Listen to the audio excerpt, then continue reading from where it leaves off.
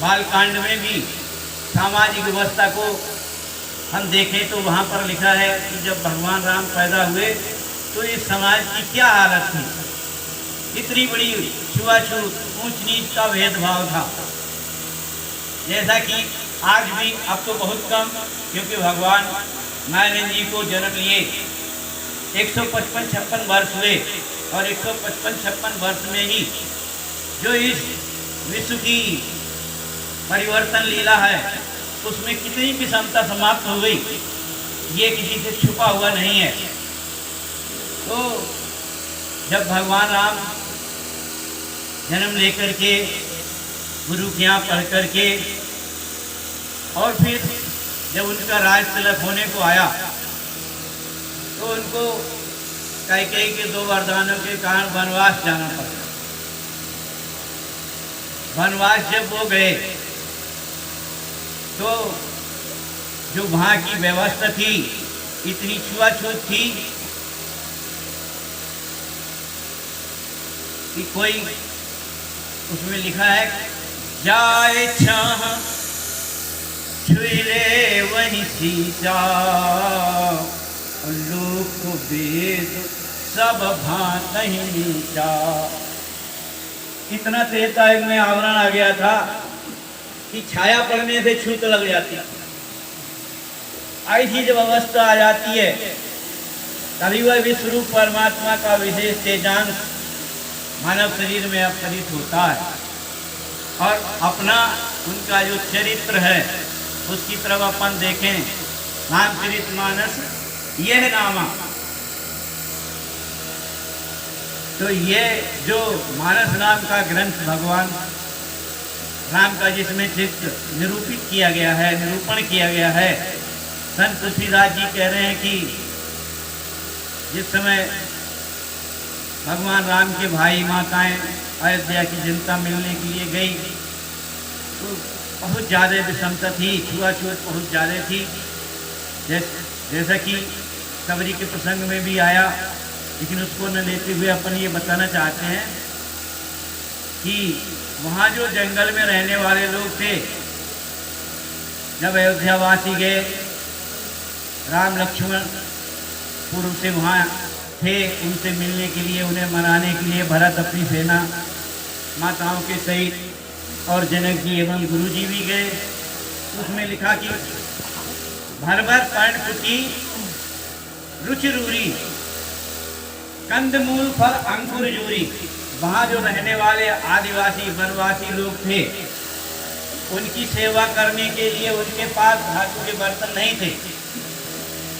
जंगल में रहने वाले हील कोल किलास वनवासी अपने पत्तों के दोने बना करके उसमें कंदमूल फल आदि लेके गए और जो भगवान राम के भाई आए थे, माताएं आई थी, गुरु वशिष्ठ जी आए थे, अरुंधति उनकी धर्मपत्नी, सुनैना जी एवं जनक जी जो आए थे, उन सभी लोगों ने कितने प्रेम के साथ उनको खाया। क्या उनको छूत नहीं लगी? तो वो जो विषमता फैल जाती है समाज में, उसको मिटाने के लिए ही वह विश्वरूप परमात्मा का विशेष तेजांश इस धराधाम पर 4 युगों में 10 बार जन्म लेता है। कल भी बताया गया था, सतयुग में 4 बार धर्म गिलानी आती, युग के अंत में मस्तूरम्बारा नरसिंह के रूप में। उस समय कुछ कम लोग रहते हैं, जिस कारण से कुछ को समाप्त करने के पश्चात ये जो समाज में फैली हुई अनाचार, भ्रष्टाचार, दुष्टाचार या विषमता की जो दृश्य रहता है वो समाप्त हो जाता है। उसके तत्पश्चात त्रेता के अंत में 3 अवतार आते, उनमें भी वामन, परशुराम, राम, और ज्ञान किसका देते हैं? इस विश्वरूप का ही, उसी का बोध देते हैं। चाहे भगवान बलि ने, चाहे भगवान परशुराम ने, क्योंकि उस समय परशुराम के समय में क्षत्रिय ज़्यादा बढ़ गए, अनाचार, दुष्टाचार, भ्रष्टाचार ज़्यादा करने लगे उस समय के राजा लोग। तो भगवान यद्यपि भले ही परशुराम जी ब्राह्मण कुल में आए और उन्होंने क्षत्रियों का संहार करके धर्म की स्थापना की। और तत्पश्चात आज भी उसका दृश्य कुछ न कुछ देखने को ही मिलता है। जब ब्राह्मणों के हाथ में सत्ता चली गई तो फिर भगवान राम को क्षत्रिय कुल में आना पड़ा। और रावण जैसे बहुत ही बड़े विद्वान जो 4 वेद 6 शास्त्रों के ज्ञात रहे, ऐसे बड़े बड़े लोगों को समाप्त करके पुनः धर्म की स्थापना की। युग परिवर्तन चक्र की गति के अनुसार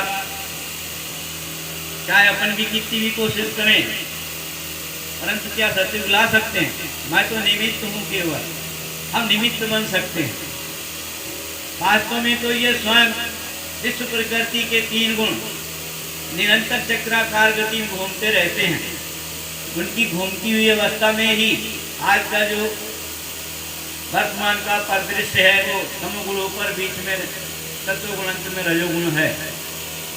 तो अब द्वापर युग में अगर अपन देखेंगे तो धर्म के 2 पट टूट जाते और 2 पट टूटने के कारण भगवान श्री कृष्ण जी आए तो अकेले उन्होंने धर्म स्थापना नहीं की।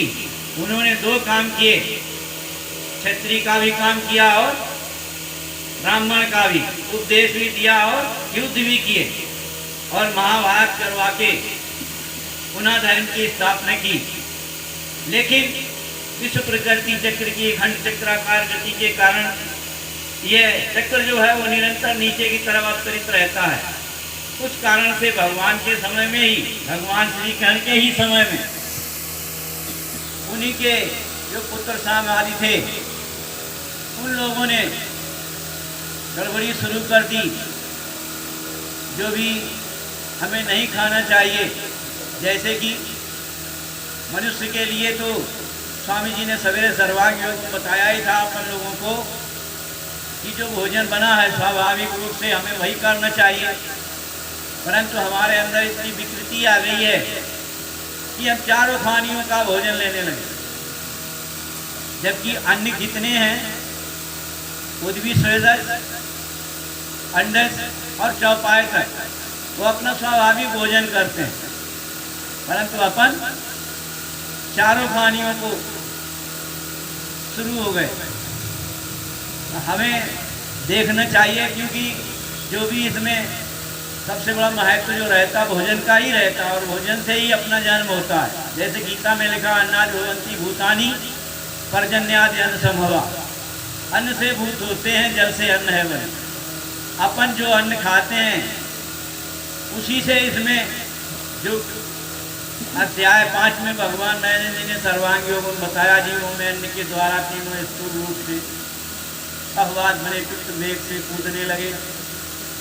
तो अगर अपन सत्वगुणात्मक भोजन करेंगे तो बुद्धि प्रधान रहेंगे। जब बुद्धि प्रधान रहेंगे तो फिर अभी बहन जी ने बताया ही था, प्राची जी ने, कि जब हमारी बुद्धि जागृत हो जाती है तो हमारा जो स्वभाव है अकर्म की तरफ चला जाता है। मनकृत कर्म को जान के हम उसमें आवृत हो जाते हैं। और अगर हमने रजोगुणात्मक भोजन किया तो हमारा मन, हम मन प्रभावी हो जाएंगे और मन में चंचलत्व आ जाएगा। और अगर हमने तमोगुणात्मक भोजन अधिकतम रूप में उसका साथ किया तो फिर इसमें वो पित्त बन करके अंत में अहंकार बनता है। तो फिर हमारा निश्चित ही है उन्माद आज जागृत रहेगा। तो इस प्रकार से भोजन का तो विशेष महत्व है। और